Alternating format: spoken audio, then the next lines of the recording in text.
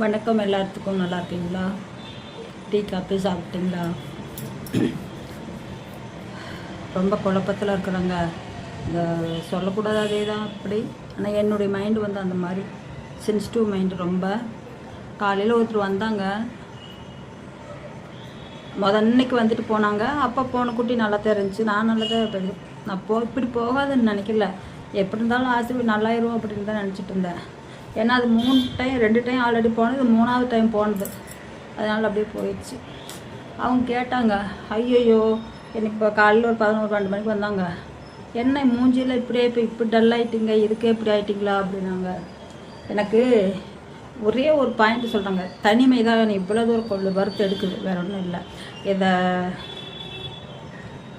புரிஞ்சுக்கிறதுக்கு வந்து நான் கூட புரிஞ்சிக்க முடியாது. நான் வந்து வேறு பிளேஸ் நான் இருக்கிறதுக்கு என்னம்மா நோக்காடு இருக்கலாம், தனியாக இப்போ என்ன பெரிய புரியுதா அப்படின்னு பேசுவாங்க. நானுமே பேசலாம். அதில் இருந்து அனுபவிக்கிறாங்க பாருங்களே, அவங்களுக்கு தான் தெரியும் இந்த தனிமையினுடைய தாக்கம் எவ்வளோ தூரம் ஒரு மைண்டை அப்செட் ஆக்கும் அப்படிங்கிறது வந்து எல்லாத்துக்கும் தெரியாது. ஒவ்வொரு நாளும் நான் கடந்து போகிறது ஒரு யுகம் கடந்து போன மாதிரி தோணுது எனக்கு.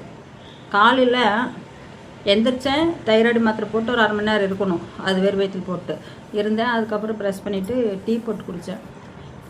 சுகர் வந்து அதிகமாக இருக்கிறதுனால பட்டை இருக்குல்ல, நம்ம குழம்புக்கெல்லாம் போடும் மசாலா பட்டை அப்புறம் ஏலக்காய் பொடி ரெண்டும் கொஞ்சம் அதிகமாகவே போட்டு அதுக்கு டீ தூள் போட்டு குடிப்பேன். அப்படி குடித்தா கொஞ்சம் சுகர் கண்ட்ரோல் வரும், உடம்புமே கொஞ்சம் ஸ்ட்ராங்காகும். அந்த பட்டை அதிகமாக யூஸ் பண்ணோம்னா உடம்பு எலும்பு எல்லாம் ஸ்ட்ராங்காக இருக்கும். அதுக்குன்னு நிறையா பட்டை அரைச்சி குடிச்சிடாதீங்க. சப்போஸ் நீங்கள் ஒரு பட்டை, சீரகம், இது சோம்பு, ஏலக்காய் இதெல்லாமே கலந்து ஒரு பவுடர் மாதிரி பண்ணிவிட்டு நீங்கள் தண்ணியில் கொதிக்க வச்சு குடிச்சு பாருங்கள். அதனுடைய எஃபெக்ட் கொஞ்சம் உடம்பு நல்லாயிருக்கும். சுகர் இருக்கிறவங்களும் நல்லாவே குறையும். லைட்டாக மிளகு கூட சேர்த்துக்கலாம் முடிஞ்சுன்னா அந்த மாதிரி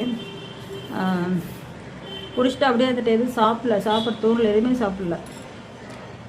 ஓட்ஸ் கஞ்சி மட்டும் கொஞ்சம் தான் இருந்துச்சு, அதை தீர்ந்துருச்சு, கொஞ்சம் இருந்துச்சு. அதை வச்சு குடிச்சிட்டு அப்படியே படுத்துட்டேன். எந்த ஒரு இது இல்லை. என்ன குளிச்சு அவ்வளோதான், குளிச்சது மட்டும்தான். சாமிக்கெல்லாம் விளக்கம் போடல, எதுவும் போடல. வீடு இப்போ க்ளீன் பண்ணலாம், அப்படியே கிடக்குது. வைஃபை கனெக்ட் வேறு இல்லாமல் ஸ்லோவாக இருந்தது நெட்டு. இருந்தாலும் நான் எதையும் கண்டுக்கல. மனசு சரியில்லாமல் இருக்கும்போது ஒன்றும் பண்ண முடியலைங்க. எனக்கு அவ்வளோ சீக்கிரம் எதையும் என்னால் மறக்க முடியாது. ஃபஸ்ட் அன்னைக்கு கொஞ்சம் அப்படியே தான் இருக்கும், நார்மலாக இருக்கும். 2 நாள் 3 நாள் 4 நாள் போயிடுச்சுன்னு வச்சுங்களேன். இப்போ எனக்கு காலையிலேருந்து விட இப்போ ரொம்ப மைண்டு ஓவர் இதாக இருக்குது, மன குழப்பமாக இருக்குது. எங்கே இருக்கணும் ஒரு என்னமோ புரியலைங்க எனக்கு. எங்கே இருக்கணும் கூட எனக்கு தோண மாட்டேங்குது. இப்போ நம்ம என்னத்தை பேசி போகிறோன்னு கூட புரியல, கூப்பிட்டு வாக்கில் பேசிக்கிட்டு போகிறதுக்கு அந்த மாதிரி மண்ணில் பாதிச்சிச்சு எனக்கு. எங்கள் பொண்ணு சொன்னால் வந்து ஒரு 4 நாளைக்கு இருந்துட்டு போங்க அப்படின்னா நான் வரலின்ட்டேன். ஏன்னா எனக்கு இந்த வலி அதிகம்னு சொல்லி போட்டு இன்னொரு பக்கம் போகணுன்னு வச்சுக்கல, அங்கே இதை விட வலி அதிகமாக இருக்கும். நான் அனுபவத்தில் பார்த்துருக்குறேன். முடியாது. ஒரு காலகட்டத்தில் வந்து எங்கள் பொண்ணை கல்யாணம் பண்ணி கொடுத்துட்டேன். நான் இங்கே தனியாக வந்துட்டேன். ஒரு மாதம் தம் பிடிச்சிருந்தேன். அப்படி இருக்க முடியல. ரொம்ப 1 மாதமும் இந்த இடத்துல நான் தெரிஞ்ச ஃப்ரெண்டு வீட்டுக்கெலாம் போயிட்டு வந்தேன். அங்கிட்ட ஒரு 10-20 நாள் அங்கே போயிட்டு வந்தேன். அந்த மைண்ட் வந்து 1 மாதத்துக்கு மேலே அது வரைக்கும் தாங்கிச்சு. ஃப்ரெண்ட்ஸ் வீட்டில் போங்கட்டு. அதுக்கப்புறம் வந்து ரொம்ப சொல்ல முடியாத அளவுக்கு மைண்டு டிப்ரெஷன் ஆகிடுச்சு. அப்புறம் சென்னை கிளம்பி போனேன். ஒரு 2 நாளாக 3 நாளாக இருந்தேன். அதுக்கப்புறம் எங்கள் அம்மா வீட்டுக்கு போனேன். எங்கள் அம்மா வீட்டுக்கு போங்காட்டி பேசினாங்க, நல்லாத்தான் இருந்தாங்கல்ல, பண்ணாங்க. அந்த தடம் புரண்டதுனால அவங்க ஒரு முட்டுக்கட்டை கொடுத்து நிற்க வைக்கலாம், அப்படிங்கிற நிப்பாட்டில். ஏன்னா என்னுடைய பொண்ணு படிப்பு விஷயத்தில் எல்லாருமே வந்து படிக்க வைக்க வேண்டாம், கல்யாணம் பண்ணி வச்சிடலாம், படிக்கிறது காசு இருக்குதா ஒன்றா இல்லை அப்படின்னு எல்லாமே சொன்னாங்க. ஆனால் எனக்கு அது சரியாக தெரியல. படிக்க வைக்காமல் விடுறது வந்து நல்லது கிடையாது. வருங்காலத்தில் நான் பட்ட கஷ்டப்புள்ள படாமல் ஓரளவுக்கு இப்போ என்ன அவளுடைய இதுக்கு அவள் பார்த்துக்குவாள். அவள் காலில் அவள் நிற்கிறாள். அந்தளவுக்கு படிக்க வச்சுட்டா போதுமே அப்படிங்கிறதுலாம் பண்ணேன். சப்போஸ் என்னை ஒரு 10th வரைக்கும் படிக்க வச்சுருந்தா கூட நான் அதை விட நானே படிச்சிருப்பேன். எனக்கு அந்தளவுக்கு டேலண்ட்லாம் இருக்குது. என்னை 2வது நிப்பாட்டினது ரொம்ப மனசுக்குள்ள கஷ்டமாக தான் இருக்குது. யாரும் ஒன்றும் பண்ண முடியாது. இல்லை சொன்னான் நேற்று வந்து எனக்கு போன குட்டியாக இருந்தது, இதெல்லாம் சொன்னேன். ஐயோ முடியலையா போச்சு. ஏதோ அது வந்து ஈஸியாக தான் தெரியுங்க. தனக்கு வந்தால் தான் எல்லாத்துக்குமே. இப்போ அதை போன குட்டி போயிடுச்சு, இத்தனை பேருக்கு ஓட்டினா போல இருக்கேன், அதை பற்றியே பேசிட்டு கிடக்குறேன். என்ன என் மைண்டில் இருக்கிற அந்த அந்த ஒரு பாசம் அன்பு எனக்கு குறையில. ஒரு பைத்தியம் பிடிச்ச மாதிரிங்க. நேற்று கொண்டு போய் சாயந்தரம் அடக்கமான போனேன். இந்த டயத்துக்கு தான் நான் ஆட்டோவில் வேணால் அவங்க வண்டியில் அந்த இது என்ன மம்மட்டி இல்லை அந்த மண் எடுக்கக்குள்ள தோண்டுவாங்கள்ல, அதெல்லாம் எடுத்துகிட்டு வண்டியில் வந்தாங்க. அங்கே போயிட்டோம் இல்லை இப்போ இது பண்ணிட்டோம்.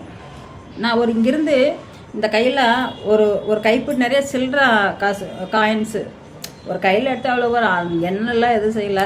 எனக்கு என்னமோ தோணுச்சு அப்படின்ட்டு எல்லாம் முடிச்சுட்டு பூனைக்குட்டி போட்டு அந்த கைப்பிடி சில்லற காசு அந்த குழிக்குள்ளேயே போட்டு வந்துட்டு நான் அது போடும்போது மனசு எப்படி இருந்ததோ என்னமோ எனக்கு அது தெரியல. ஆனால் அங்கே 3 பேர் கூட வந்துருந்தாங்க. நான் இல்லை, இன்னொரு 3 பேர் கூட வந்தாங்க, ஆட்டோக்கார ஆளை சேர்த்து. அவங்க ஷாக்காயிட்டாங்க. ஒரு பூனைக்குட்டிக்கு இவ்வளோ பாசம் வச்சு அது காசு சில்லற காசு போடுறாங்க பாருங்களே அப்படின்னு. நான் சொன்னேன், இந்த உலகமே ஃபுல்லாக இதுதான். அந்த பூனைக்குட்டி ரொம்ப ரொம்ப நான் அன்பை நினச்சிக்கிட்டு இருந்தேனுங்க. கடவுளுக்கு என் மேலே எதுக்கு இவ்வளோ இஷ்டமாக தெரியல, நோண்டிக்கிறார்.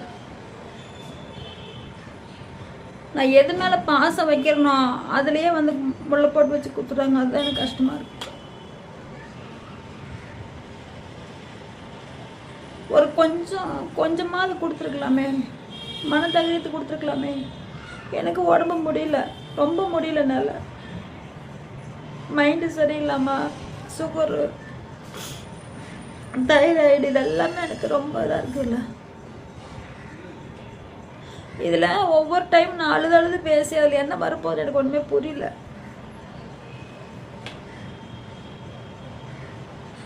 எதுவுமே இல்லைங்க, எல்லாம் போயிடுச்சு. நான் எப்போ யோசிக்கிறேன், இந்த பூனைக்குட்டியுமே எனக்கு வேண்டாம் அப்படி தோணுது. என்கிட்ட அதை விட்டுட்டு நானும் போய் சேர்ந்துடல அப்படித்தான் தோணுது. மனசு எனக்கு இருக்கவே முடியல.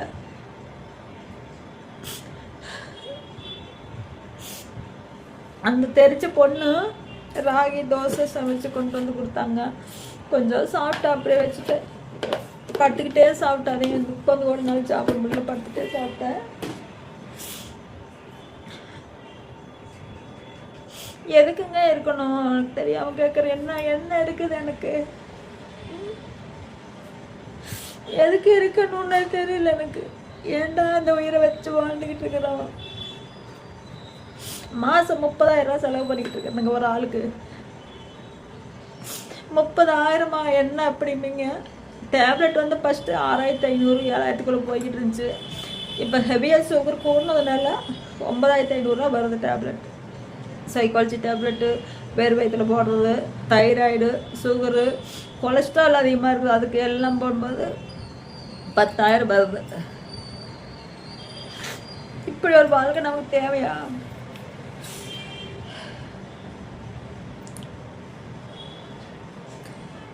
நான் நேற்று அங்கே பொண்ணோட்டு சொன்ன வார்த்தை, என்னால் இருக்கவே பிடிக்கலப்பா. இங்கே இருக்கிற சாமான் எல்லாம் வேஸ்ட் பண்ணிடாதீங்க, எல்லாமே ஹை குவாலிட்டிலாம் போட்டு வாங்கி வச்சுருக்கிறேன். சப்போஸ் ஒரு ரூமில் போட்டு ஆளாக அடைச்சி வச்சுருங்க. நீங்கள் அடுத்து ஊரில் வீடு கட்டினீங்கன்னா அங்கே இடமெல்லாம் வாங்கி போட்டு வச்சுருக்காங்க, என்னமோ பண்ணி வச்சுருக்காங்க. வீடு கட்டினா அந்த வீட்டில் இங்கே உங்கள்கிட்ட இருக்கிற சாமான் அப்படின்னு நீங்கள் யூஸ் பண்ணிக்க. இதெல்லாம் கொண்டு அங்கே போட்டிங்கன்னா அங்கே போகிறப்ப நீங்கள் சமைச்சு சாப்பிட்டுக்கலாம். என்னை பற்றி எதையும் யோசிக்க வேண்டாம். எனக்கு கிறுக்க மூடு எப்படி வருதுன்னு தெரியாதுங்க. இந்த சைக்காலஜி டேப்லெட் போட்டுட்டு இருக்கிறவங்க, ஒரு உதாரணத்துக்கு சொல்கிறேன், ஒரு டக்குன்னு ஒரே இதில் கொண்டு மைண்ட் விட்டுருவோங்க. நான் ஆல்ரெடி சைக்காலஜி டேப்லெட் போடுற ஒரு 5 வருஷத்துக்கு முன்னாடி சூசைட் அட்டன் பண்ணி அதிலேருந்து ஒரு 1 லட்ச ரூபா 1.5 லட்ச ரூபா செலவுன்னு அதில் நான் மீண்டும் எங்கள் பிள்ளையை காப்பாற்றினாங்க.